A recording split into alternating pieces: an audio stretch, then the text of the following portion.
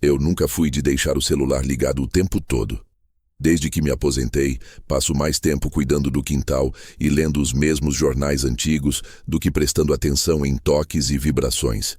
A vida depois dos 60 parece um eco do que já foi. Silenciosa, previsível, quase pacífica.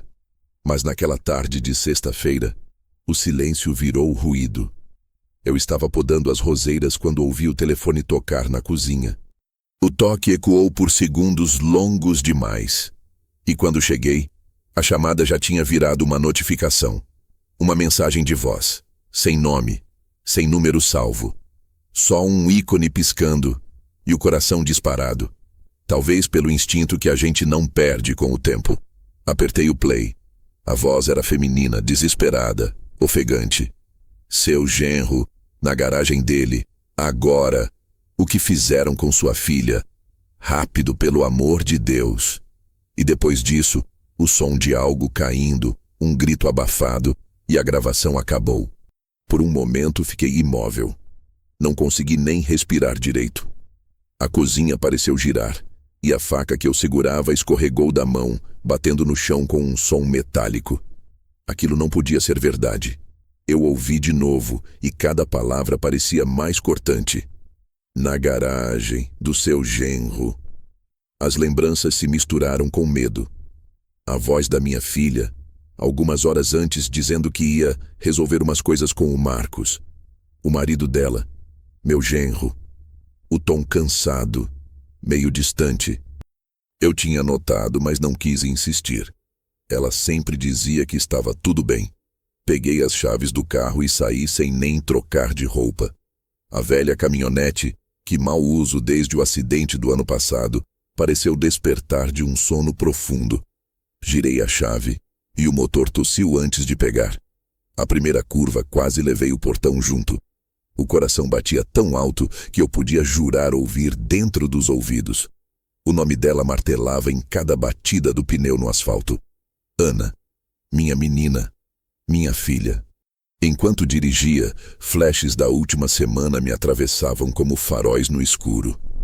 O jantar em que ela chegou quieta demais, olhando para o prato e evitando contato visual. A maneira como o genro, Marcos, enchia o copo de vinho dela sem perguntar, como se quisesse mantê-la sob controle. E as mensagens curtas, cheias de desculpas. Hoje não posso, pai. O Marcos está cansado. Outro dia a gente se fala. Eu quis acreditar que era só cansaço, rotina, mas no fundo eu sabia. Pais sentem quando o silêncio do filho esconde medo. A estrada até a casa deles parecia mais longa do que nunca. O céu estava fechado, o vento empurrava poeira e folhas secas pela pista, e o cheiro de chuva prometia tempestade. O rádio, esquecido ligado, só fazia chiados, até que de repente uma notícia cortou o ruído. Polícia investiga aumento de chamadas anônimas de emergência nas últimas horas em bairros residenciais da Zona Norte. Meu corpo gelou. A Zona Norte, exatamente onde eles moravam. Acelerei. Passei 2 sinais vermelhos e nem percebi. Cada esquina me parecia um obstáculo. O tempo já não existia. Só havia aquele endereço martelando na cabeça. Rua das Cibipirunas, número 41. O portão azul, a garagem lateral, o cheiro de óleo que Marcos sempre dizia vir do carro esportivo dele. Lembrei da primeira vez que fui até lá, quando ele ainda fingia ser o genro perfeito, me oferecendo cerveja artesanal, falando sobre planos de crescimento e promessas de cuidar da minha filha. Eu o achava um pouco pretensioso, mas educado. Hoje, o mesmo nome que eu dizia com confiança parecia carregar veneno. A chuva começou a cair fina, transformando o para-brisa em um campo de vultos borrados. As luzes da rua refletiam nas gotas como pequenos faróis trêmulos. Quase perdi o controle do carro quando entrei na rua deles. A casa estava no fim do quarteirão, cercada por muros altos e um jardim que Ana costumava cuidar. Mas naquela noite, o portão estava entreaberto. Isso me fez frear. O coração parecia pulsar na garganta. Havia algo errado com o silêncio. Nenhum som de TV, nenhum cachorro, nenhum passo. Apenas o barulho da chuva caindo no telhado e o som distante de um motor desligando, como se alguém tivesse acabado de chegar ou de sair. Desci do carro antes mesmo de estacionar direito. Chamei o nome dela. Uma vez, duas. Nenhuma resposta. Foi quando notei algo no chão, perto da calçada. Um pano escuro, molhado de chuva. E sangue. Pouco, mas o suficiente para congelar a espinha. Abaixei-me e toquei com os dedos, ainda quente. Meu corpo se moveu sozinho. Cruzei o portão sem pensar, escorregando no chão molhado. A garagem estava fechada, mas por baixo da porta metálica eu vi uma luz fraca, pulsante, como se algo piscasse lá dentro. E ouvi um som, algo entre um soluço e um gemido abafado. Foi quando uma voz atrás de mim tentou me deter. Senhor, não entre. Era a vizinha, uma senhora que mora na frente, com o rosto pálido e o guarda-chuva tremendo nas mãos. Eles estavam gritando há pouco. Eu liguei para a polícia, mas... Ela não terminou a frase. Um barulho seco veio lá de dentro. Corri até a porta principal, mas estava trancada. Dei a volta pelo corredor lateral, passando por vasos quebrados e ferramentas espalhadas. Chamei de novo por Ana. Nada. Olhei o celular. A mensagem de voz ainda estava ali, salva, piscando na tela como se me lembrasse que eu já estava atrasado. Na garagem, agora. O medo virou raiva. Uma raiva que eu não sentia desde que perdi minha mulher, há 15 anos, quando prometeram cuidar dela no hospital e a deixaram morrer sozinha. Naquele dia, eu jurei que nunca mais deixaria alguém que eu amava sofrer sem lutar até o fim. A luz da garagem piscou de novo. Dessa vez, percebi uma sombra se movendo lá dentro. Alta, larga. Um homem. E então ouvi passos rápidos vindo de dentro da casa. A mãe do Marcos apareceu tremendo, com um lenço nas mãos, os olhos arregalados. Por favor, o senhor não pode entrar. Gritou, bloqueando o caminho. Deixe que a gente resolve isso. Mas já era tarde demais para deixar. A mensagem de voz ainda ecoava dentro de mim, cada palavra queimando como um aviso. Algo terrível tinha acontecido, e se eu esperasse um minuto a mais, talvez fosse tarde. O ar cheirava a ferro, o chão vibrava levemente sob meus pés. Respirei fundo, travei o maxilar e avancei um passo. A mãe do meu genro segurou meu braço com força. Pelo amor de Deus, não vá. Ela parecia apavorada, não comigo, mas com o que havia atrás daquela porta. E foi ali, sob a chuva, com a voz da minha filha ausente e a respiração curta, que percebi. Qualquer coisa que estivesse por trás daquela garagem ia mudar minha vida para sempre. E eu não podia mais voltar atrás. Eu não me lembro de ter respirado direito desde o instante em que deixei a mãe do Marcos para trás, caída sobre o chão molhado. Cada passo até o carro parecia acontecer dentro de um sonho em que o corpo se move, mas a mente fica presa entre a lucidez e o desespero. A voz da mulher ainda ecoava atrás de mim, fraca, misturada ao barulho da chuva. Não vá, por favor, não vá. Mas já era tarde demais para qualquer súplica. Eu sabia o que era aquele tipo de medo. Não era medo de mim, era medo do que eu poderia ver.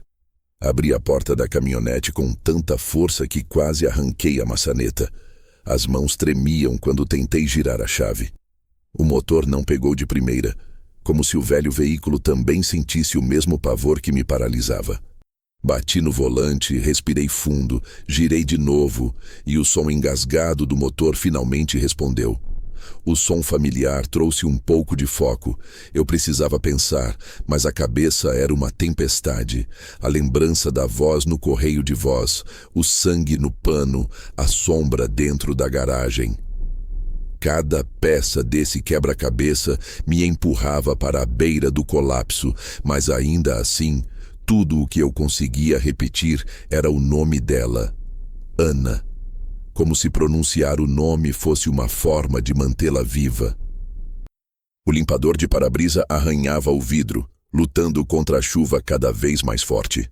A casa deles não ficava longe, talvez 5 minutos dali, mas cada curva parecia se multiplicar, como se o caminho se estendesse de propósito, testando minha fé e minha sanidade. As luzes dos postes piscavam e o chão encharcado refletia o mundo de cabeça para baixo, um espelho de tudo o que eu estava prestes a perder. Enquanto dirigia, imagens dela passavam pela minha cabeça em fragmentos desordenados. Ana de uniforme escolar, Ana cantando desafinada no carro, Ana de noiva, sorrindo entre lágrimas no altar. Eu havia prometido naquele dia que cuidaria dela até o último sopro da minha vida. E agora, tudo o que eu tinha era o eco de uma mensagem e a sensação de que estava prestes a ver o que nenhum pai deveria ver. Tentei ligar para ela. 1, 2, 3 vezes. Chamava e depois caía direto na caixa postal. Na 4ª tentativa, uma voz eletrônica informou que o número estava temporariamente indisponível. Foi como um soco. Tentei então ligar para a polícia, mas no meio da ligação percebi que nem sabia o que dizer. Como explicar que uma mensagem anônima, com uma voz que eu mal reconhecia, me avisara de algo terrível? Que eu tinha visto sangue, que o portão estava entreaberto, que a mãe do meu genro parecia cúmplice do próprio horror? Nenhum policial viria a tempo. E mesmo que viessem, eu não poderia esperar. O som do motor era o único companheiro naquela viagem que parecia interminável. O ponteiro da gasolina oscilava nervoso, e as gotas que batiam no para-brisa marcavam o ritmo do meu desespero. Eu só sabia que precisava chegar antes que algo pior acontecesse. O tempo naquela altura não era mais medido em minutos, era medido em batimentos cardíacos. Quando dobrei a esquina da rua principal e entrei na viela que levava ao condomínio, percebi algo que me fez apertar o freio. Uma viatura policial estava parada na entrada, sem sirene, com as luzes discretas piscando. 2 agentes conversavam do lado de fora, um deles falando ao rádio. Por instinto, encostei o carro mais atrás e observei. Um deles olhou na minha direção por um segundo, talvez por ver meu rosto molhado, talvez por reconhecer algo em meu olhar, mas não disse nada. Peguei a brecha e passei devagar, sem que me parassem. Ao me aproximar da casa, vi a luz da garagem acesa de novo, aquela luz amarelada e trêmula que parecia respirar. No meio da chuva, pude distinguir o vulto de alguém passando rapidamente pelo vidro lateral, um movimento brusco, como de alguém empurrando algo pesado. Meus músculos se tensionaram. A porta da frente ainda estava trancada e o som dos passos vinha cada vez mais forte. Foi quando ouvi o som mais cortante da noite, um grito abafado, curto, feminino. E logo depois, o choro de uma criança. Meu coração quase parou. O neto. Lucas. Ele devia estar lá dentro também. Dei a volta pelo jardim, tropeçando em galhos e vasos quebrados. Cada sombra me parecia um corpo, cada ruído um aviso. O cheiro que vinha da garagem era impossível de ignorar. Ferro, óleo e algo mais, algo que eu não queria identificar. Parei por um segundo, tentando ouvir. A chuva abafava tudo, mas havia um som constante, baixo, metálico, como uma máquina ligada. Talvez um compressor, talvez um motor, ou talvez algo muito pior. Naquele momento, percebi que a raiva estava me empurrando mais do que o medo. A raiva de ter ignorado os sinais, de ter acreditado no sorrisinho educado do Marcos, no jeito calmo dele, na falsa estabilidade daquela casa moderna. A raiva de ter deixado minha filha se afastar, achando que ela estava feliz, enquanto talvez estivesse vivendo um pesadelo dentro das próprias paredes. Parei na lateral da casa e olhei pela janela da cozinha. A luz estava acesa. Sobre a mesa, vi 2 canecas. Uma quebrada, a outra virada de cabeça para baixo. No chão, uma poça escura. O relógio de parede marcava 22:07. Lá fora, as gotas batiam na vidraça num compasso quase fúnebre. Voltei para a frente, e foi então que ouvi o barulho de algo batendo contra a parede. E depois silêncio. Longo, pesado, quase sufocante. Até que o portão se abriu de repente, e de dentro saiu uma figura que me gelou. A mãe do Marcos, encharcada, tremendo, com os olhos arregalados. "Por favor, vá embora." Repetia como um mantra. "Não é para você ver isso." Mas eu não conseguia entender o que ela queria esconder. Se fosse apenas uma briga, por que o pânico? Por que a voz no correio de voz soava como um pedido de socorro? Dei um passo à frente. Ela deu 2 para trás, bloqueando o caminho. Atrás dela, ouvi um som de algo caindo. E logo depois, o grito que rasgou o ar. "Vovô, não entra! É horrível!" O tempo parou. Aquele era o grito do meu neto. A voz tremida, assustada, o mesmo timbre da criança que eu embalava quando ainda usava fraldas. O mesmo menino que sempre dizia que a garagem era proibida porque o pai não deixava brincar lá dentro. O medo virou certeza, e a certeza virou impulso. Eu avancei sem pensar, e ela tentou me segurar outra vez. "Por favor, não!" gritou, mas eu já estava decidido. A mão dela escorregou do meu braço, e o som do corpo batendo no chão molhado ecoou como um trovão. Por um instante, o mundo pareceu congelar. A chuva, o vento, o barulho do motor lá dentro, tudo se misturou em um único ruído. Eu já não sentia as pernas nem o coração.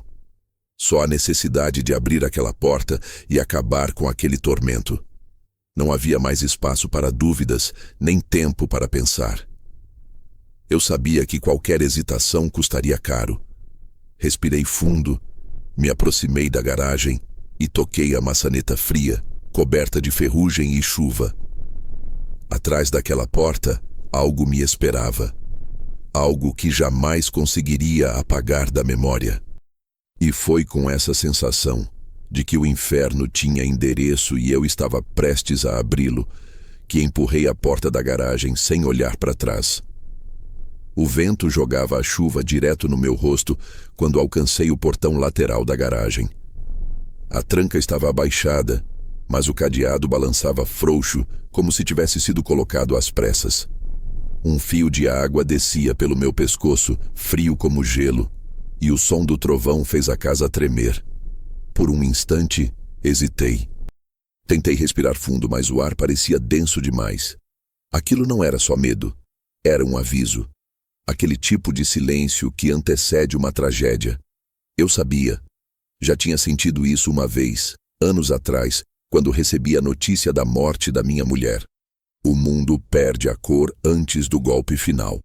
Empurrei o portão e ele rangeu, arrastando-se pelo chão encharcado.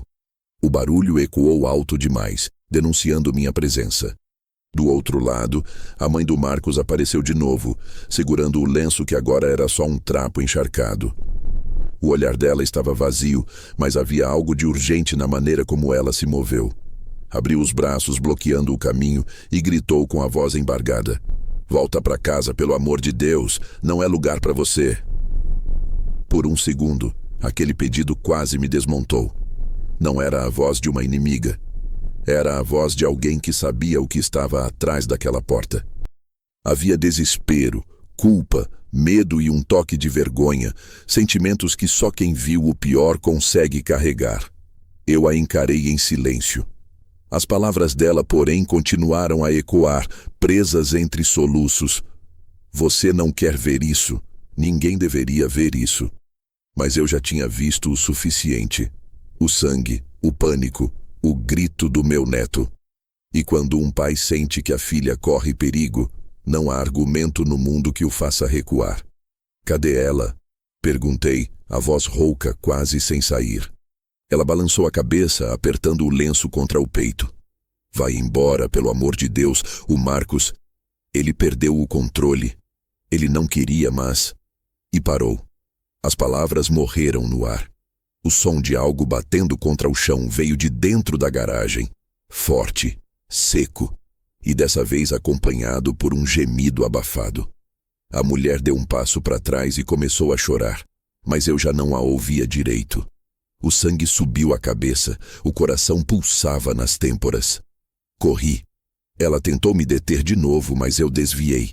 O portão se abriu de vez, batendo com força na parede. A luz que escapava por baixo da porta metálica da garagem pulsava, como se algo ali respirasse. A mãe dele gritou algo. Não entendi. Só ouvi o som do cadeado caindo e rolando pelo chão. Parei diante da porta principal da garagem. As dobradiças vibravam. Do outro lado, um som ritmado, como marteladas ou algo sendo arrastado. E de repente, a voz do meu neto. Vovô, por favor, não entra. Aquele pedido rasgou o pouco de lucidez que ainda restava. A voz dele vinha trêmula, como a de alguém tentando proteger, e não de quem precisa ser protegido. Tá horrível, vovô. Por favor, vá embora. Eu não sabia se ele estava sozinho. Não sabia se o Marcos ainda estava lá dentro, se minha filha ainda respirava. Cada possibilidade me dilacerava por dentro.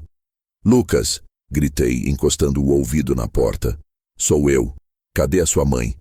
Mas o único som que voltou foi um choro engasgado. Olhei em volta, procurando algo para arrombar a tranca. Encontrei uma barra de ferro caída perto da parede, coberta de ferrugem e lama. Segurei com força. Minhas mãos tremiam, mas a adrenalina fazia o corpo ignorar a idade. Eu podia sentir o cheiro de óleo queimado, misturado a algo metálico, ferro, sangue ou gasolina, já não sabia dizer. Foi então que a mãe do Marcos apareceu novamente, dessa vez mais agressiva, como se a culpa tivesse virado desespero. Você vai estragar tudo, gritou. Ele tentou consertar, ele só queria resolver. Resolver o quê? Perguntei, mas ela desviou o olhar. Não é o que parece. Essa frase foi o estopim. Eu já tinha ouvido "não é o que parece" muitas vezes na vida, e nunca significou coisa boa. Segurei a barra de ferro com as duas mãos, mirei no fecho da porta e golpeei com força. O som metálico ecoou pela rua, alto o bastante para fazer os cachorros dos vizinhos começarem a latir. O primeiro golpe não bastou, nem o segundo. No terceiro, o trinco cedeu com um estalo. A mulher gritou, mas eu não ouvi. Só empurrei a porta com o ombro.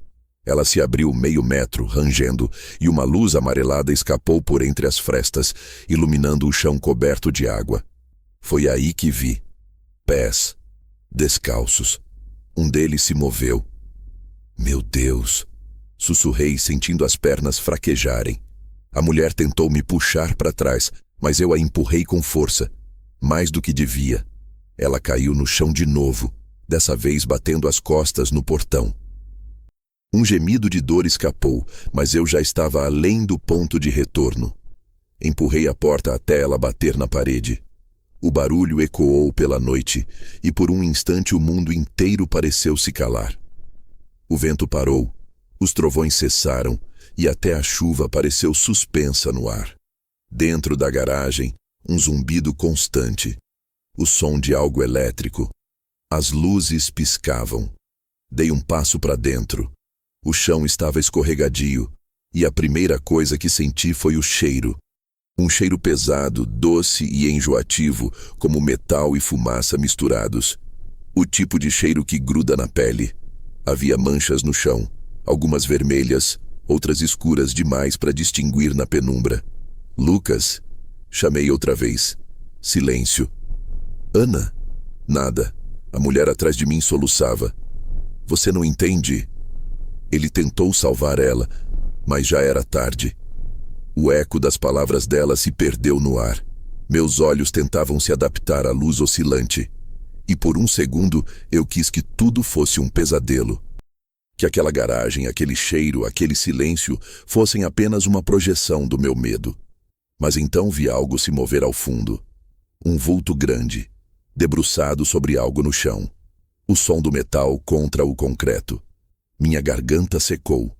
O coração batia tão alto que eu mal ouvia o som da chuva lá fora. Cada passo que eu dava era como atravessar um campo minado. E no fundo, eu já sabia. Nada mais seria o mesmo depois daquela porta. E foi ali, no limiar entre o portão e o inferno, que entendi o que ela quis dizer. Não é lugar para você. Mas eu já estava dentro, e já não havia volta. O som da chuva ficou distante quando cruzei a linha da porta. Lá dentro, o ar era espesso, quente e úmido, como se a garagem tivesse engolido o mundo de fora. A cada passo, meus sapatos faziam um som viscoso, grudando no chão. Luzes de LED penduradas por fios tortos piscavam sem ritmo, lançando sombras que se mexiam sozinhas pelas paredes. Por um instante pensei ter ouvido um motor funcionando em marcha lenta, mas percebi que era meu próprio coração tentando se manter estável. "Lucas!" chamei, a voz quase sem força. Um barulho metálico respondeu, vindo do fundo. Algo foi derrubado, talvez uma ferramenta. O vulto que eu vira antes se moveu rápido e a luz piscou no mesmo instante. Meus olhos demoraram a se adaptar, mas aos poucos consegui distinguir formas. Uma bancada coberta de panos, um carrinho com rodinhas, cabos e uma cadeira tombada. No meio disso, um braço, pálido, imóvel, com a aliança ainda no dedo. O mundo girou. Dei 2 passos e quase tropecei. Ana. O nome saiu num sussurro sem fôlego. Me ajoelhei, e foi quando ouvi de novo. O choro. O mesmo som que eu ouvira lá fora, agora mais perto, mais desesperado. Vinha de trás de um carro coberto por uma lona escura. Levantei cambaleando e fui até lá. Quando puxei a lona, o grito cortou o ar. "Vovô, não entra, é horrível." A voz dele era um fio rasgado, o desespero de uma criança que já viu o que jamais devia ver. Lucas estava encolhido num canto, com o rosto sujo e os olhos arregalados, abraçando um urso de pelúcia. O corpo tremia e as mãos cobertas de graxa e lágrimas apertavam o brinquedo como se fosse a última coisa viva no mundo. "Lucas!" falei, ajoelhando-me, mas ele balançou a cabeça freneticamente. "Não olha, vovô, não olha para ela." A garganta dele engasgou nas palavras. O papai tentou, mas... E parou, chorando de novo. Virei devagar, o corpo inteiro rejeitando o que os olhos insistiam em procurar. Minha filha estava ali, caída perto do carro, o cabelo espalhado no chão molhado de óleo. Um corte na testa, o rosto pálido, mas ainda respirando. Fraca. A respiração curta e arrastada era o único som humano naquele ambiente sufocante. Corri até ela. Toquei o rosto, gelado. "Ana! Ana, me ouve!" Nenhuma resposta.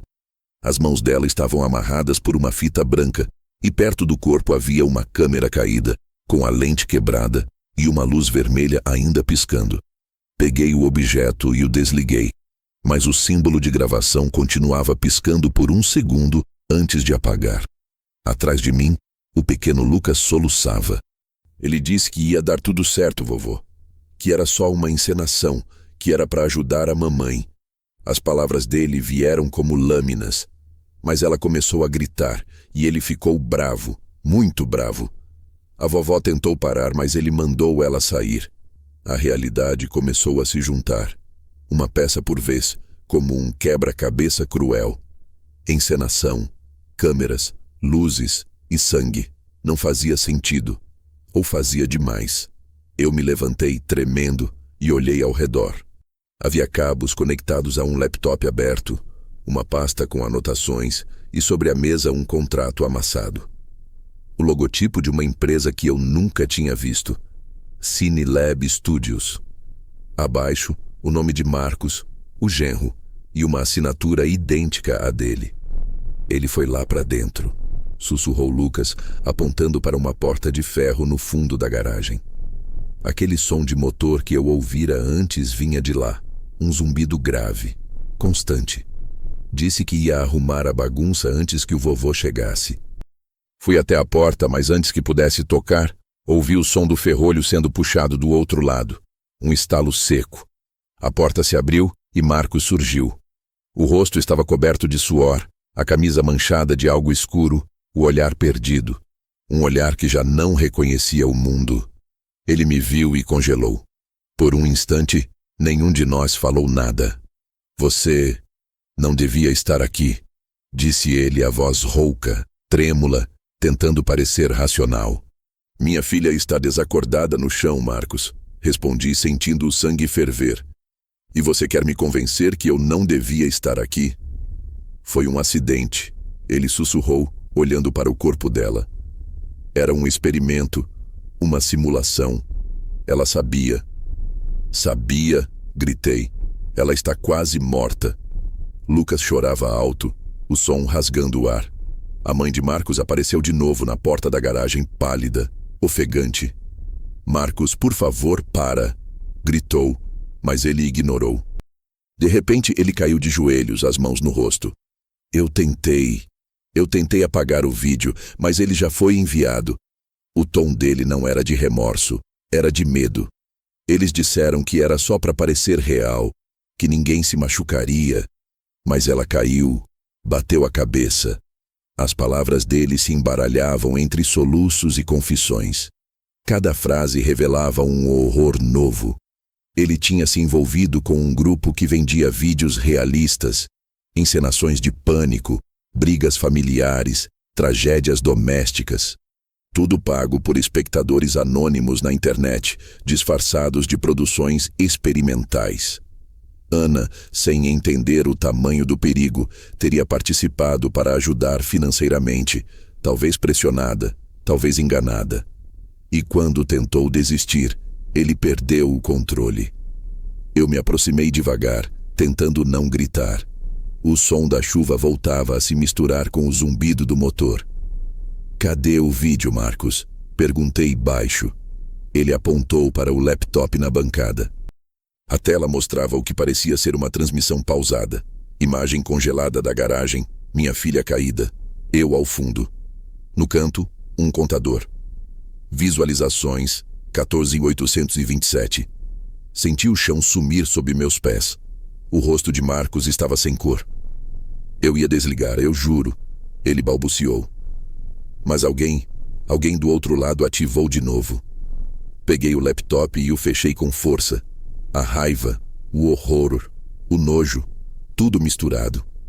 Você filmou a própria esposa sendo machucada por dinheiro? Perguntei. Ele tentou se justificar, mas as palavras saíram como gemidos. O choro de Lucas se transformou em soluços silenciosos. Eu o olhei e vi nele algo que não podia deixar se repetir. Aquele mesmo medo que eu já tinha visto nos olhos da Ana, anos atrás, quando ela me pediu para não discutir com a mãe dele na frente dela. O medo de quem cresce cercado de gritos. Sem pensar, peguei a fita que amarrava as mãos da minha filha e a cortei com um canivete que sempre carrego. Ela se mexeu levemente, o corpo fraco, a respiração irregular. Tá tudo bem, minha menina. Tá tudo bem, o pai tá aqui. Atrás de mim, Marcos se levantou de repente e deu 2 passos em minha direção. Mas o olhar de Lucas o paralisou. Pela primeira vez, o garoto falou com firmeza. Não toca no vovô.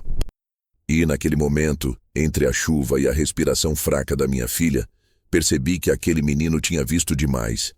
E que, a partir dali, o que me restava não era só salvar Ana, mas também impedir que Lucas crescesse, achando que o mal é uma coisa comum dentro de casa. A chuva voltou a cair com força e o trovão rasgou o céu. O inferno estava aberto e nós estávamos dentro dele. Mas eu ainda não sabia que a pior parte não era o que eu tinha visto. Era o que ainda ia descobrir. O som da chuva misturado ao zumbido das lâmpadas fazia tudo parecer uma cena fora do tempo, como se o mundo inteiro tivesse parado ali, preso entre o trovão e a respiração fraca da minha filha.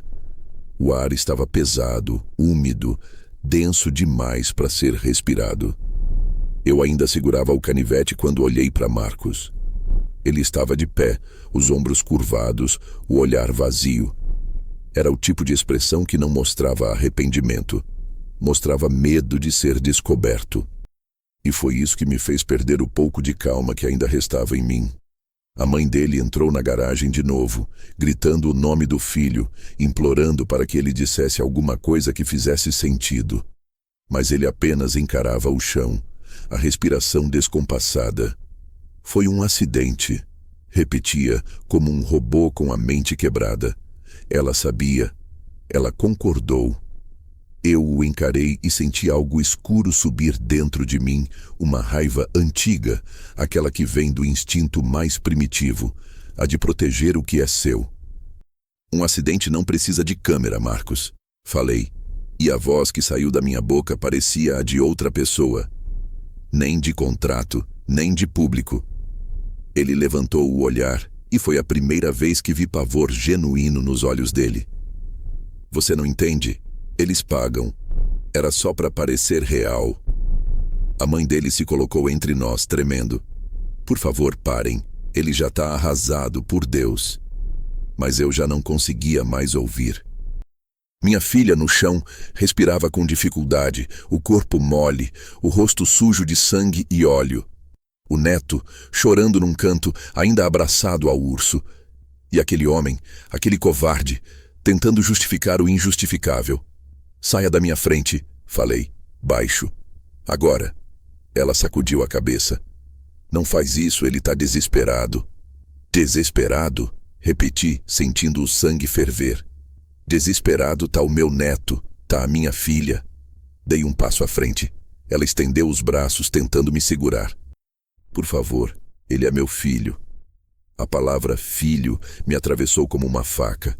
Era o mesmo tipo de amor cego que protege monstros. O mesmo amor que faz uma mãe mentir para a polícia para salvar o culpado. Ele é seu filho, falei, mas a minha filha é tudo o que eu tenho. Empurrei-a. Não com raiva cega, mas com a força de quem não podia permitir mais um obstáculo entre si e a verdade. Ela tropeçou, escorregou na mistura de óleo e chuva e caiu com um som seco, batendo as costas no batente da porta. Gritou de dor. O urso de pelúcia caiu do colo do neto e rolou até o meio da garagem. O silêncio que veio depois pareceu um castigo.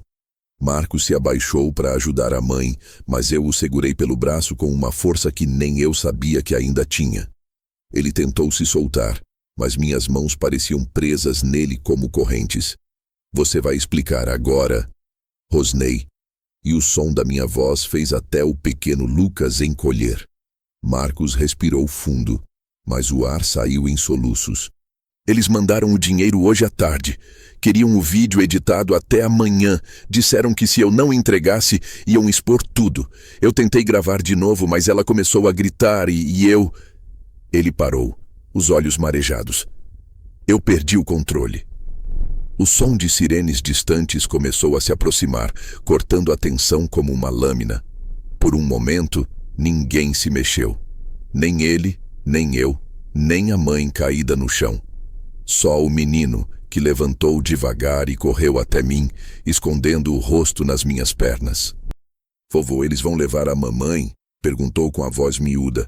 Eu abaixei, abracei o garoto e sussurrei. Não, meu filho. Agora ela vai ficar bem. Eu prometo. Mas eu não sabia se era verdade. A respiração dela estava cada vez mais fraca. Peguei meu celular e disquei para o resgate. A ligação caiu 2 vezes, o sinal fraco por causa da tempestade. Na terceira tentativa, alguém atendeu. Emergência, qual a situação? Eu respirei fundo. Garagem da Rua das Cibipirunas, número 41. Mulher ferida, inconsciente. Preciso de uma ambulância agora. Enquanto falava, Marcos começou a se mover. Pegou algo da bancada, um envelope, e tentou esconder nas costas. O que é isso? Perguntei, erguendo o tom. Ele deu 2 passos para trás, tropeçando em uma caixa de ferramentas. Nada, são só papéis. Arranquei o envelope das mãos dele e o abri. Dentro, contratos, nomes, valores, recibos de transferência.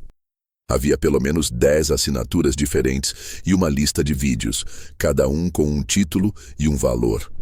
O primeiro era The Argument, o segundo Fear in the Garage e o último, ainda sem marca de cheque, The Father Arrives. Senti o estômago revirar. Ele ia me usar também. transformar o desespero de um pai em um episódio de espetáculo. Eu estava prestes a me tornar parte daquilo.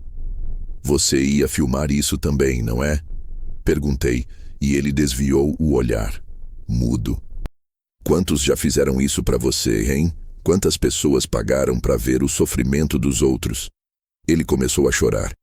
Eu precisava do dinheiro. As dívidas. Eles ameaçaram tirar o Lucas. E a sua resposta foi destruir a própria família? O som da sirene se aproximava cada vez mais. O reflexo das luzes vermelhas começou a atravessar o portão, dançando nas paredes molhadas da garagem. A mãe dele ainda estava no chão, gemendo, tentando se levantar. Ana se mexeu pela primeira vez, um gemido baixo escapando. Ajoelhei-me e segurei a mão dela. Fica comigo, filha. Eu tô aqui. Marcos tentou se aproximar, mas Lucas se colocou na frente estendendo os braços. Não encosta nela, gritou com uma coragem que me partiu o coração. Você já machucou a mamãe. Quando os paramédicos entraram, o caos se transformou em movimento. Um deles veio direto para ela. O outro começou a falar comigo, mas eu não ouvi direito. Só lembro do barulho da maca, do zíper da bolsa de primeiros socorros, do som metálico dos instrumentos sendo abertos. Marcos foi afastado por um policial que chegava logo atrás, tentando entender o que acontecia. O olhar dele, pela primeira vez, não era de medo nem de culpa. Era de vazio. Ele sabia que tinha acabado. Enquanto carregavam minha filha para a ambulância, olhei para a garagem pela última vez. As luzes continuavam piscando. O laptop ainda estava aberto, o contador de visualizações parado e a câmera caída no chão refletia o rosto de alguém que eu mal reconhecia. O meu. Um homem velho, sujo de lama e sangue, tentando salvar o que restava da própria alma. A mãe do Marcos começou a soluçar alto. Ele não é um monstro. Ele só se perdeu. Eu não respondi. Só me virei e segui atrás da maca, sentindo as pernas pesadas, o coração batendo lento, como se cada batida fosse o peso de uma vida inteira de erros. Quando as portas da ambulância se fecharam, o som da chuva ficou distante de novo. Mas dentro de mim, algo ainda rugia, uma mistura de raiva e promessa. Eu sabia que aquela história ainda não tinha terminado. Porque a justiça às vezes começa com um empurrão. As portas da ambulância se fecharam diante dos meus olhos e por alguns segundos, tudo o que consegui ouvir foi o som abafado da chuva batendo no teto metálico. Eu fiquei parado sob o aguaceiro, sem abrigo, sem fôlego, observando as luzes vermelhas girando até desaparecerem na esquina. A filha que eu criei com as próprias mãos, que eu ensinei a andar, a nadar, a enfrentar o mundo, agora era levada como um corpo anônimo, inconsciente, ensanguentado. E o homem que devia protegê-la, o marido, o pai do meu neto, era conduzido para dentro de uma viatura policial, com as mãos algemadas e o olhar vazio. Mas o que me assombrava não era o que eu tinha visto. Era o que eu ainda não tinha entendido. Porque no meio do caos, uma pergunta ficou presa na minha cabeça. Quem mandou a mensagem? A voz que me alertou, na garagem do seu genro, agora, não podia ter sido obra do acaso. Alguém estava lá, alguém sabia. E se sabia, talvez houvesse mais do que aquele horror doméstico. Talvez aquilo não fosse apenas uma briga que terminou em tragédia. Os policiais começaram a isolar o local, mas ninguém ousava entrar na garagem. O cheiro metálico, o piso manchado, os cabos espalhados, tudo parecia contaminado. Um dos agentes tentou abrir a porta de ferro que dava para o fundo da garagem, mas ela estava trancada de dentro. Eu sabia que Marcos tinha saído por ali minutos antes, então alguma coisa o impedia de reabrir. Deixem comigo, disse o sargento, mas quando ele encostou a mão na maçaneta, recuou imediatamente. O metal estava quente. Quente demais. Tem algo ligado lá dentro, murmurou um deles. O som que antes era só um zumbido agora se tornava mais nítido, como o ronco abafado de uma máquina antiga, misturado a estalos elétricos. Era constante, quase hipnótico. Um ruído que parecia vivo. Eu não aguentei ficar parado. Caminhei em direção à porta e o policial tentou me segurar. Senhor, por favor, é cena de crime. Eu sei o que é. Respondi, sem tirar os olhos do ferro que ainda vibrava.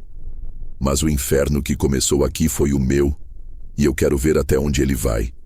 As palavras saíram pesadas, arrastando toda a dor que eu carregava.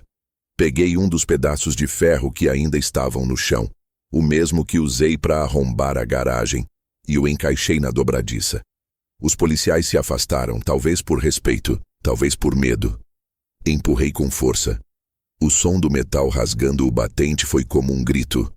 A porta cedeu lentamente e uma onda de calor escapou, misturada ao cheiro insuportável de óleo queimado e algo mais. Plástico derretido, talvez. Ou carne. Atrás daquela porta, a penumbra.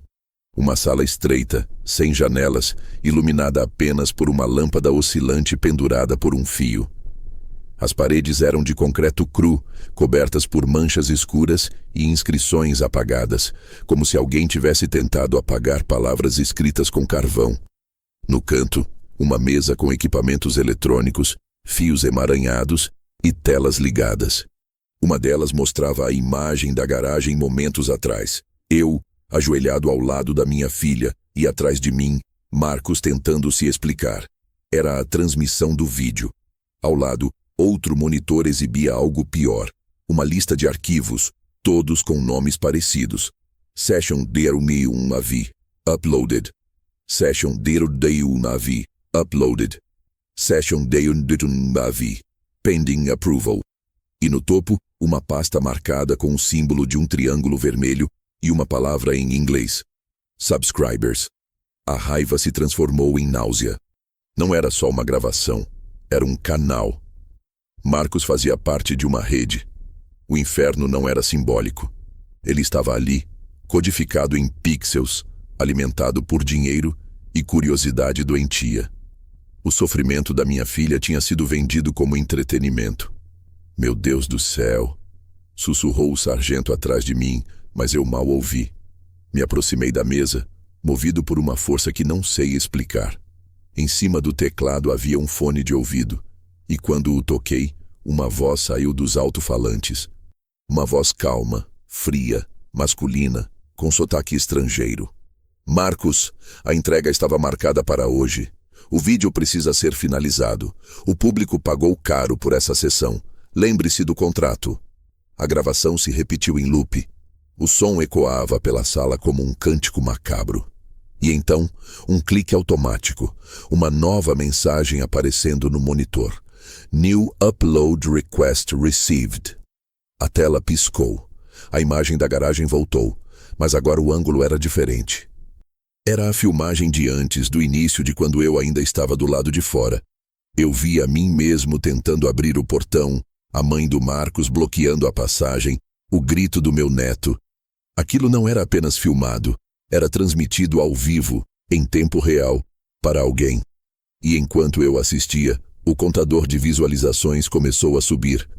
15.201, 15.322, 15.489. Desliguem isso, gritei e bati na tela com o ferro. O monitor estalou, mas continuou aceso. Outro policial puxou o cabo de energia e as luzes piscaram antes de apagar completamente. Ficamos no escuro por um segundo longo demais. Foi então que ouvi um som arrastado vindo do fundo da sala. Passos leves, como se alguém tentasse se mover sem ser notado. Apontei o ferro na direção do barulho. Quem tá aí? Nenhuma resposta. O som parou. Depois um estalo. Algo caindo. Um dos policiais ligou a lanterna e o feixe de luz varreu o canto. Havia uma porta menor, meio oculta por caixas empilhadas. E no chão, uma pegada recente. O sargento fez sinal para os outros se aproximarem. Ele abriu devagar a portinha, mas o que havia atrás dela não era saída. Era um túnel estreito, de cimento cru, descendo na diagonal. O ar que vinha de lá era quente e pesado, com cheiro de ferrugem e umidade. "Isso dá para onde?" perguntei. Ninguém respondeu. "Talvez seja uma passagem para o subsolo", disse o sargento. "Algumas dessas casas antigas têm saída técnica, mas parece nova demais." Dei um passo à frente sem pensar. "Ele fugiu por aí." "Senhor, é perigoso", disse o policial. "Deixe conosco." Mas havia algo naquela escuridão que me chamava. O som do zumbido vinha de lá. E algo mais. Um gotejar constante, rítmico, como se fosse um coração pingando. O cheiro se tornava insuportável. Eu sabia que se descesse, talvez não voltasse. Mas parte de mim precisava entender. Precisava ver o fim. "Eu entrei aqui por ela", murmurei. "E só saio quando souber o que fizeram." O policial hesitou, mas me deixou passar. A lanterna tremia na minha mão. O túnel era baixo e o teto raspava na cabeça. O som dos meus passos ecoava molhado. A luz revelou marcas nas paredes. Riscos, letras meio apagadas, talvez feitas por unhas. "Help. Please. Stop." A cada metro, o calor aumentava. E então, lá no fundo, uma porta igual à anterior, mas de madeira, coberta de respingos escuros. Encostei a orelha e ouvi. Uma respiração, lenta, irregular. Não parecia de um homem. Atrás dela o inferno respirava. E eu, velho, cansado e encharcado, me preparava para abri-lo, mesmo sabendo que o que eu encontrasse ali não seria apenas o fim da noite, mas o fim de tudo o que eu acreditava sobre a minha família. O cheiro foi o primeiro golpe. Uma mistura insuportável de ferrugem, óleo e carne queimada. Assim que empurrei a porta de madeira, o ar quente saiu como um bafo do próprio inferno, denso o bastante para me fazer cambalear. Levantei o braço para proteger o rosto e dei um passo hesitante. O feixe da lanterna tremia, projetando sombras alongadas nas paredes do túnel. E então, lentamente, a cena começou a tomar forma. O chão era de concreto irregular, coberto de fios cortados, pedaços de metal e manchas secas. No canto direito, um gerador pequeno ainda vibrando alimentava uma série de monitores ligados a uma mesa improvisada.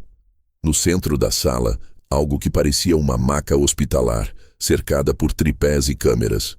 Um lençol branco cobria uma forma humana, pequena, imóvel. O zumbido do gerador misturava-se a um som eletrônico repetitivo, como uma gravação em loop. Por um instante não consegui respirar.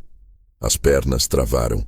Parte de mim queria correr, outra parte sabia que precisava ver. Aproximei-me devagar, cada passo arranhando o silêncio. A luz da lanterna tremia sobre o lençol e pude ver que estava manchado, endurecido por algum líquido escuro. A extremidade deixava ver um pé, pálido, frio, com o tornozelo marcado por algo que parecia um sensor, uma fita metálica. "Meu Deus", murmurei, mas o eco devolveu as palavras com atraso, como se a sala engolisse tudo que fosse humano. Estendi a mão e puxei o lençol devagar.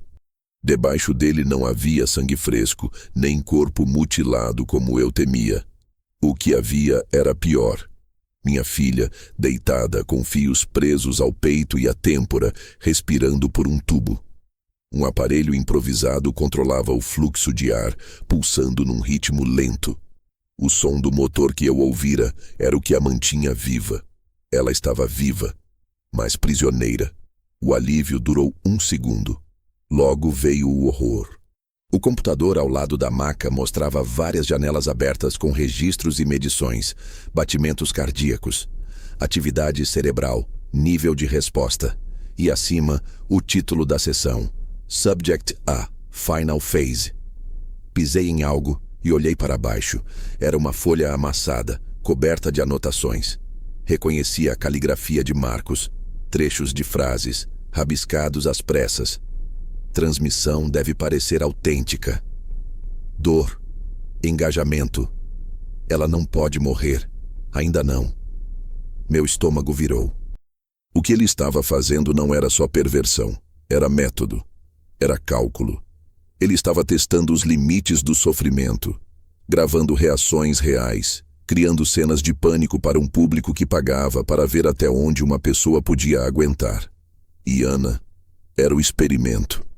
Atrás de mim, o policial que havia me seguido interrompeu o silêncio com um murmúrio rouco. Santo Deus! Ele apontou para o canto oposto da sala, uma segunda maca coberta com algo embaixo. Fui até lá, relutante. O lençol era mais curto e deixava ver uma mão feminina, enrugada, suja, com anéis gastos. O corpo da mãe do Marcos. Meu peito se fechou. Lembrei dela, tentando me deter na entrada da garagem, implorando para eu não entrar. Ela sabia, e tinha tentado impedir que eu visse. Agora estava ali, parte do espetáculo que o próprio filho criara. O pescoço trazia marcas roxas, e os olhos semicerrados ainda refletiam a luz da lanterna. O policial recuou, engasgando. Ele matou a própria mãe. Mas algo não encaixava. Ela estava quente, recentemente morta, e o gerador, o maldito gerador, ainda vibrava. Virei para a tela de novo. A janela de transmissão mostrava a contagem parada em 15.812 visualizações.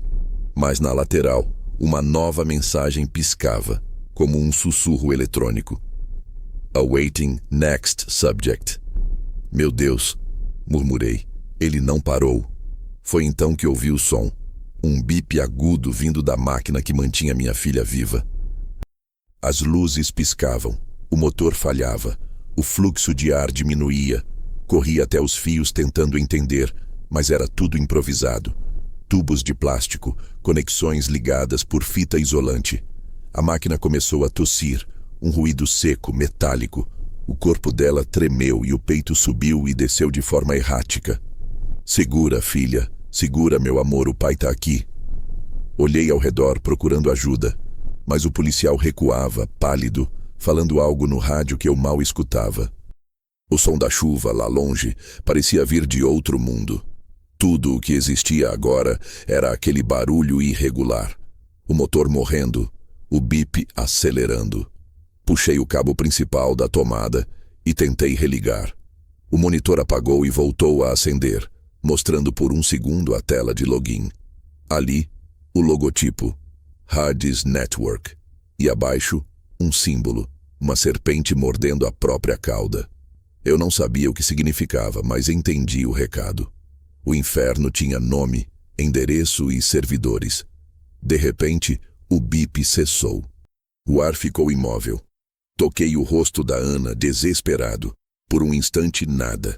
Então, um suspiro. Fraco, mas real. Ela ainda estava viva. O coração dela lutava. O policial gritou algo, pedindo reforços, mas o som foi engolido por outro barulho. Um estalo metálico atrás de mim. Girei a lanterna. A parede do fundo, onde parecia haver apenas concreto, começava a se mover. Um painel deslizante, abrindo lentamente, revelando uma fenda escura. De lá, vinha o mesmo calor que queimava o ar. Dentro da fenda, mais luzes vermelhas piscavam. E uma câmera, apontada diretamente para mim. A lente brilhava, viva. Estava gravando. Dei um passo à frente e a luz vermelha piscou 2 vezes. No monitor, acima da maca, o contador voltou a subir. 15.813. 15.814. Foi então que percebi, não era Marcos quem comandava aquilo. Ele era só mais um fantoche. O verdadeiro inferno estava por trás daquelas câmeras, observando, transmitindo, alimentando-se de cada segundo. Eu, meu desespero, minha filha agonizando.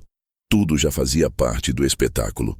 A máquina voltou a vibrar e uma voz soou, vindo de um alto-falante escondido, fria e impessoal.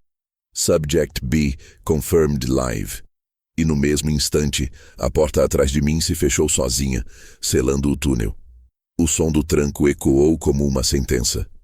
Eu estava preso dentro da cena. E o inferno, enfim, tinha me engolido por completo. O som da porta se fechando ecoou pelo túnel como um disparo abafado. Por um instante pensei que o coração ia parar. O ar ficou mais quente, como se a sala respirasse.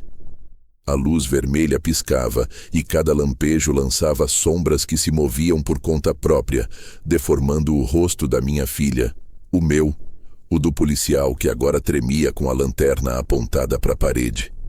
Nenhum de nós falou por alguns segundos. O barulho do gerador era o único som que existia, até que a voz voltou. Subject B, confirmed live. Transmission stable. Aquela voz não vinha de um ser humano. Era eletrônica, neutra, mas com um tom estranho, quase satisfeito. Eu me aproximei da câmera, o suor escorrendo pela nuca, a respiração curta. A lente me seguia. Ela se movia, sozinha. Desliga isso, gritei, mas o policial não se mexeu. Ele estava pálido, os olhos fixos em algo atrás de mim. Virei a cabeça e vi a tela principal do computador acender de novo, sozinha. O monitor exibia um chat. Linhas de texto se movendo em tempo real, uma após a outra vindas de centenas, talvez milhares, de usuários. He's perfect. The fear looks real. This is the best one yet. Who's the old man? Is that her real dad? Senti o estômago afundar. O mundo desabava, e ao mesmo tempo eu estava sendo transformado em entretenimento. O horror da minha vida era assistido por desconhecidos, comentado, avaliado, curtido. Meu desespero tinha virado espetáculo. Eles estão vendo isso agora, murmurei, mas a minha voz parecia vir de longe. O policial tentava usar o rádio, mas só ouvia chiado. O sinal não atravessava as paredes. Devem ter bloqueadores, disse ele, a voz vacilante. Nada entra, nada sai. Eu dei um passo para frente e segurei a câmera com as duas mãos. Tentei arrancá-la da base, mas ela se moveu de novo, como se reagisse ao toque. Um clique metálico. O monitor mostrou outra mensagem. Interference detected. Escalating session. Escalando? Perguntei em voz alta, mas já sabia o que vinha. O gerador fez um som mais agudo, e a luz do teto mudou de tom, do amarelo sujo para um vermelho profundo, pulsante. A máquina ao lado da minha filha começou a vibrar, o som ficando cada vez mais alto, o fluxo de ar oscilando. Ela tossiu. A voz eletrônica repetiu. Subject A, response detected. Maintain distress. Aquilo não era uma filmagem, era uma transmissão em tempo real, com controle remoto sobre cada reação. Eles não queriam só assistir, queriam manipular o sofrimento, prolongar, medir, estudar. Era uma experiência travestida de entretenimento. Meu Deus do céu! O policial balbuciou. Ele deu 2 passos para trás e apontou a lanterna para a parede. Tem câmeras em todos os cantos. E havia mesmo. O brilho das lentes se revelava uma a uma, pequenas luzes espiando de fendas e cantos, como olhos. Eu corri até o computador e tentei arrancar o cabo principal, mas a tela piscou com uma nova mensagem. Unauthorized access detected. Logo em seguida, um som metálico vibrou nas paredes. Painéis começaram a deslizar do teto, selando completamente o ambiente. A sala se transformava numa caixa, e a câmera diante de mim recuou, como se preparasse para um novo enquadramento.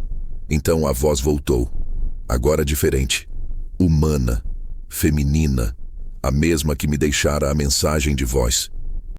Você não devia ter voltado, Sr. Almeida. Congelado. Era ela. Quem é você? Perguntei. Nenhuma resposta. Foi você quem mandou a mensagem? Por quê? Para te dar uma chance, disse a voz. Mas você abriu a porta errada. Olhei em volta. O som vinha de todos os lados, reverberando nas paredes. A mulher falava como se estivesse dentro de mim. O que é isso aqui? O que fizeram com a minha filha? Ela é só uma parte do experimento. Nós estudamos reações autênticas, dor real, medo verdadeiro. Você não entende? O público não quer ficção, quer realidade. A frieza daquelas palavras me atravessou. Vocês torturam pessoas por dinheiro? Não chamamos assim. Chamamos de observação comportamental sob estresse extremo. O policial tentou quebrar o monitor com o cacetete, mas a tela nem trincou. Parecia reforçada. O sistema reagiu, luzes piscando, som estridente e a máquina da Ana apitando em ritmo acelerado. Ela começou a se contorcer levemente, o corpo reagindo. "Chega, desliga isso!" gritei. Corri até o equipamento e puxei os fios. O gerador tossiu e apagou. O som do motor cessou, deixando apenas o ruído distante da chuva filtrando por alguma fresta. Por alguns segundos, silêncio. Depois, risadas. Não de pessoas na sala, mas das caixas de som. Risadas gravadas, editadas em volume baixo, como se o próprio sistema zombasse de mim. O monitor acendeu de novo, agora mostrando uma nova linha de texto. "He's breaking, beautiful." Meu corpo inteiro tremia. O policial encostou na parede respirando rápido. "Eles estão vendo tudo", disse ele. "Alguém está controlando isso de fora."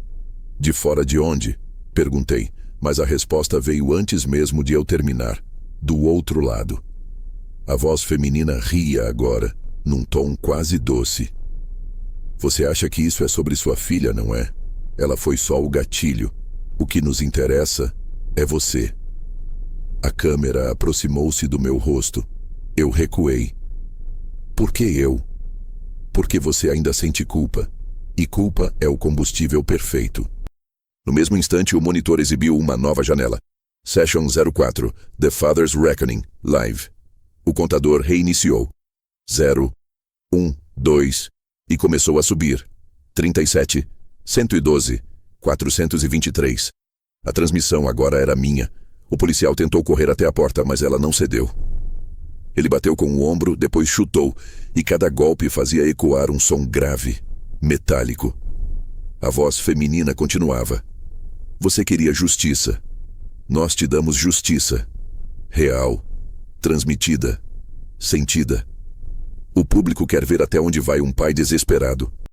O monitor mostrou duas opções como uma escolha de roteiro. A, vingança. B, perdão. E abaixo o número de votos subindo. Eles estavam decidindo o final da minha vida em tempo real. "Isso é um show", murmurei horrorizado. "Um maldito show." A câmera se afastou, revelando mais da sala. A mãe do Marcos, caída na maca ao fundo, começou a se mover. O policial gritou. Mas antes que eu pudesse correr, o monitor mostrou uma última linha de texto, simples e brutal. "The next subject will awaken in 3, 2, 1.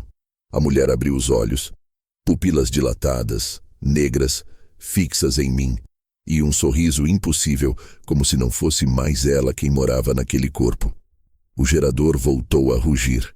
A sala piscou em vermelho, e foi ali, sob o olhar da câmera e de milhares de desconhecidos, que entendi.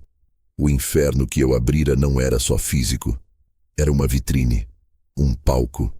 E todos nós, minha filha, o policial, a mãe do genro, eu, éramos só personagens de uma peça que o mundo assistia sem piscar. A sala agora pulsava em vermelho como um coração doente. As lâmpadas piscavam em sincronia com o som do gerador, e cada lampejo me fazia enxergar a mesma imagem distorcida. Minha filha imóvel, o policial tentando forçar a saída, a mãe do Marcos erguendo-se da maca com um sorriso antinatural, e aquela câmera no centro, observando tudo com o mesmo olhar frio de uma divindade tecnológica. O inferno tinha formato de laboratório, cheiro de eletricidade e som de aplausos digitais. A voz feminina continuava ecoando, mas agora soava mais próxima, quase sussurrada ao meu ouvido, como se as paredes respirassem comigo. "O público te adora, Sr. Almeida. Eles estão pedindo um final forte." "Quem é você?" perguntei outra vez, mas a resposta veio em forma de risada. O policial chutava a porta com desespero, as mãos sangrando. A cada golpe, o sistema reagia, fechando ainda mais o ambiente. O chão vibrava, e do teto começaram a pingar gotas de água e ferrugem. "Você não entende", disse ela. Isso é maior que todos nós. Dor é universal. E você, com seu heroísmo, é perfeito. O pai que desce até o inferno para salvar a filha. Isso vende. Meu corpo tremia, mas algo dentro de mim queimava. O medo começou a dar lugar a uma raiva profunda, limpa. A mesma que me fez enfrentar o hospital quando minha esposa morreu por negligência médica. A mesma que me fez criar a Ana sozinho, quando ninguém acreditava que eu daria conta. Eu respirei fundo. Se queriam um show, iriam ter. Peguei a barra de ferro que ainda estava no chão, suja de óleo e sangue seco. Caminhei até a câmera central, que me seguiu com precisão, ajustando o foco. Querem um final? Perguntei, encarando o olho eletrônico. Então assistam. No mesmo instante, o monitor principal se dividiu em janelas. De um lado, eu, o pai protagonista. Do outro, a mãe do Marcos com aquele sorriso de boneca quebrada. A voz feminina anunciou: Session 04. The Father's Reckoning. Scene 2. The Judgment. O chat voltou a se mover. He's going to attack her. Finally some action. She's not real, right? Tell me, she's not real. A cada linha que subia, o ódio dentro de mim se tornava mais pesado. Não contra eles, os espectadores, mas contra o sistema que permitia que existissem. Contra a voz, contra a máquina. Dei um passo em direção à mulher. A lanterna pendurada no teto revelou o rosto dela por completo. Os olhos vazios, a pele pálida, um corte no pescoço ainda aberto, pingando lentamente. Ela não estava viva. Aquilo era outra coisa. Marcos, disse ela com uma voz que não era dela. Ele tentou me parar, mas o contrato, a palavra contrato, fez o monitor piscar. O símbolo da serpente apareceu de novo, e junto dele uma nova mensagem. Connection established. Host online. E então, uma imagem surgiu. Um rosto sem traços definidos, pixelado, emergindo da escuridão da tela. A voz, agora cristalina, sem o chiado do sintetizador. Senhor Almeida, finalmente frente a frente. Você é o responsável por isso? Perguntei. Responsável não. Criador. Você é o responsável. Eu apenas te dei um palco. Um palco? Gritei. Você destruiu minha família. Sua família já estava destruída. Eu só mostrei o que vocês realmente são quando ninguém está olhando. Esse é o propósito da Hades Network. Mostrar o verdadeiro rosto da humanidade. O policial apontou a arma para o monitor. Desliga isso agora. Vai atirar numa tela, agente? Vá em frente. O público adora um herói inútil. O som de risadas voltou, agora misturado a aplausos gravados. O contador subia. 34.892, 34.903, 35.001. Cada novo número era uma testemunha da nossa agonia. Você vai explicar isso na frente dela. Falei, e olhei para Ana. Para minha filha. Você vai olhar para o que fez. Ela não pode te ouvir, disse a voz. Então vai ouvir meu silêncio. Levantei a barra de ferro e golpeei o gerador. O primeiro impacto fez as luzes piscarem. O segundo estalo cortou o som do alto-falante. O terceiro abriu uma fenda na carcaça metálica, liberando fumaça e faíscas. O monitor tremeu. A imagem distorceu. O rosto pixelado se fragmentou. Isso não muda nada, disse a voz com estática. Outros estão assistindo. Cópias estão sendo feitas. Você é eterno agora, Sr. Almeida. Não se eu apagar você daqui de dentro. Olhei para o policial. Atira no painel. Senhor, agora! Ele disparou. O som da bala foi como um trovão preso dentro de uma caixa. O monitor explodiu em estilhaços, o calor se espalhou e as luzes apagaram. Por um instante, o escuro absoluto. Nenhum som, além do estalar do metal queimando. Pensei que fosse o fim, mas o vermelho voltou, fraco, pulsando do chão. Um símbolo começou a brilhar no concreto, a serpente mordendo a própria cauda. E uma nova frase surgiu em vermelho sobre as paredes, projetada de algum lugar invisível. Feed complete, session archived. As portas se destravaram com um estalo. A chuva voltou a ser audível, distante, quase acolhedora. O policial caiu de joelhos, exausto. Eu corri até Ana. O peito dela ainda subia e descia. O sistema que a mantinha viva estava em colapso, mas o coração dela resistia. Teimoso, silencioso, como sempre foi. Eu a ergui nos braços. Acabou, filha. Eu te prometo. Acabou. Levei-a até a saída, tropeçando nos cabos e nas sombras. A cada passo, eu esperava ouvir a voz de novo, o som das câmeras, algo. Mas o silêncio persistia. O túnel parecia mais frio, mais estreito, como se o inferno estivesse fechando as portas atrás de nós. Quando emergi na garagem, o ar fresco da noite me atingiu como uma punhalada. A chuva lavava o sangue, o óleo, o medo. Lá fora, as sirenes já se afastavam. Nenhum policial novo tinha descido para ajudar. Só restava eu, o corpo frágil da minha filha e a escuridão do céu. Mas antes de sair, olhei para trás uma última vez. A câmera caída no chão ainda piscava. Só uma luz fraca, quase imperceptível. E por um segundo pensei ouvir, muito baixo, quase um sussurro, a voz da mulher novamente. Obrigada pelo show. Chutei a lente até ela se despedaçar. E então, finalmente, deixei aquele lugar para trás. Mas dentro de mim, uma certeza começou a crescer, como uma ferida que não cicatriza. Nada daquilo tinha terminado, porque em algum servidor escondido, em algum canto invisível da internet, o inferno ainda estava online. Faziam 3 dias desde que saí daquela garagem, mas o cheiro ainda vivia nas minhas mãos. Nenhum sabonete, nenhum álcool, nenhuma chuva parecia capaz de apagar o odor do medo. Às vezes, acordava no meio da noite ouvindo aquele bip, o som do monitor, o som da respiração da minha filha lutando contra a morte. Outras vezes, o que me acordava era o silêncio. O mesmo silêncio que dominou a casa quando o sistema desligou, quando o gerador parou e tudo terminou. Ou fingiu terminar. Ana estava viva. Os médicos disseram que era um milagre, mas eu não acredito em milagres. Acredito em dor. Ela ficou em coma por 2 dias, ligada a aparelhos de verdade desta vez, num hospital real, cercada por pessoas que não sabiam o que tinham visto, mas sentiam que algo terrível havia acontecido. Quando finalmente abriu os olhos, não disse nada. Só me olhou, como se tentasse confirmar se o rosto diante dela era mesmo o meu ou mais uma das projeções de pesadelo que a perseguiam. Tá tudo bem, sussurrei segurando a mão dela. Já acabou. Mas eu sabia que não tinha acabado. A polícia levou tudo, os cabos, as câmeras, o laptop carbonizado, os papéis do contrato, o corpo da mãe do Marcos.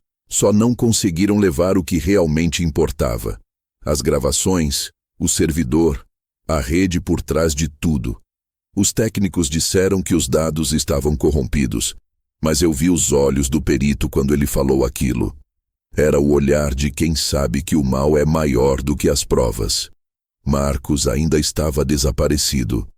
A viatura que o levava capotou na estrada, a caminho da central. O motorista sobreviveu. Ele não. Pelo menos foi o que disseram, mas o caixão chegou lacrado, sem chance de confirmação. Parte de mim quis acreditar que ele estava morto. Outra parte, a mais atormentada, sabia que, se alguém podia escapar daquele inferno, era ele. O policial que sobreviveu àquela noite veio me visitar. O nome dele era Ferreira. Carregava no rosto o mesmo cansaço que eu via no espelho. Ele me trouxe um envelope. Dentro havia uma foto. A garagem, dias depois, vazia. No chão, a marca redonda queimada no concreto. A serpente mordendo a própria cauda. Ao lado, uma frase pichada com tinta preta, simples, direta. You can't kill what's online. Achamos isso quando voltamos lá, disse ele. As câmeras sumiram. As paredes estavam limpas, como se ninguém tivesse estado ali. Mas essa marca, alguém voltou. Peguei a foto e senti o corpo gelar. Vocês rastrearam o símbolo? Perguntei. Ele balançou a cabeça. Nada. Tudo leva a servidores fora do país camadas e camadas de proxy. É como se essa Hades Network nunca tivesse existido. Nunca tivesse existido. Essa frase me perseguiu desde então. Voltei para casa algumas vezes, mas não consegui entrar. O cheiro do óleo, o sangue na chuva, o som do grito do meu neto, tudo ainda estava lá. Ele, coitado, agora morava comigo. Lucas não dormia direito. Desenhava coisas que me faziam tremer. Olhos nas paredes, câmeras com bocas, o rosto do pai borrado como se não existisse. Quando perguntava o que era, ele dizia: "É o lugar que filma as pessoas tristes, vovô. Os psiquiatras chamam de trauma. Eu chamo de lembrança. Às vezes, à noite, ouço passos no corredor e levanto achando que é ele. Mas quando abro a porta, o corredor está vazio. Só o vento entrando pela janela. E de vez em quando, o celular vibra. Número desconhecido. Mensagem de voz. Sempre a mesma estática, o mesmo ruído de fundo e uma respiração curta, irregular, que termina com uma voz distante, feminina, quase imperceptível. Ainda estamos assistindo. Apago, bloqueio, troco o chip. No dia seguinte, outra mensagem. Comecei a colecionar as gravações. Não por coragem, mas porque aprendi que o medo se alimenta do que a gente ignora. Montei uma pasta no computador, chamei de ecos. De tempos em tempos, ouço uma delas de novo. Algumas têm palavras, outras são só risadas, outras sons. Uma vez uma delas terminou com 3 batidas secas, idênticas às batidas da porta da garagem antes que eu a arrombasse. A polícia fechou o caso como abuso doméstico seguido de tentativa de homicídio. Foi mais fácil assim. Menos papelada, menos manchetes. Mas as manchetes vieram de qualquer jeito. Jornais locais, blogs, canais de mistério. Uns falavam de sequestro, outros de ritual. Um deles usou a palavra transmissão. E quando vi essa palavra impressa, senti o corpo congelar. Procurei no computador, nos fóruns obscuros, nas redes que dizem mostrar o que o mundo não deveria ver. Não encontrei nada. Até ontem. Um vídeo curto, sem descrição, sem título. Só um símbolo, a serpente. O vídeo mostrava a garagem. Não a minha, mas uma idêntica. E uma mesa de metal. Sobre ela, uma câmera idêntica à que destruí. Um homem entra em quadro. Velho. Cansado, com o rosto parcialmente coberto pela sombra. Quando ele levanta o olhar, é o meu rosto. Ou o que sobrou dele. O vídeo termina com uma frase na tela. Season 2. Coming soon. Fechei o laptop e fiquei parado, olhando pro nada. Lá fora, a chuva caía de novo, igual aquela noite. Lucas dormia no quarto ao lado. E o som da respiração dele era a única prova de que ainda existia alguma coisa boa. Caminhei até a janela, olhei para o céu e percebi o reflexo da minha própria silhueta no vidro. Por um instante, a imagem piscou, como se alguém tivesse tirado uma foto. O coração disparou. Olhei para trás. Nada. Só o silêncio. Voltei para a mesa e peguei a foto que o policial me deixara. A serpente, o símbolo, a frase. Toquei o papel e algo estranho aconteceu. O telefone vibrou no mesmo instante. Abri a tela. Uma nova mensagem de voz. Apertei o play. Senhor Almeida, ainda há espaço para mais uma temporada. O som cortou. E depois apenas o silêncio. Mas o silêncio era o mesmo de antes. O mesmo que existia dentro daquela garagem quando tudo começou. Olhei para o espelho, e por um instante juro que vi, na minha própria pupila, o reflexo de uma luz vermelha piscando. Ela ainda estava me filmando, e talvez no fundo nunca tenha parado.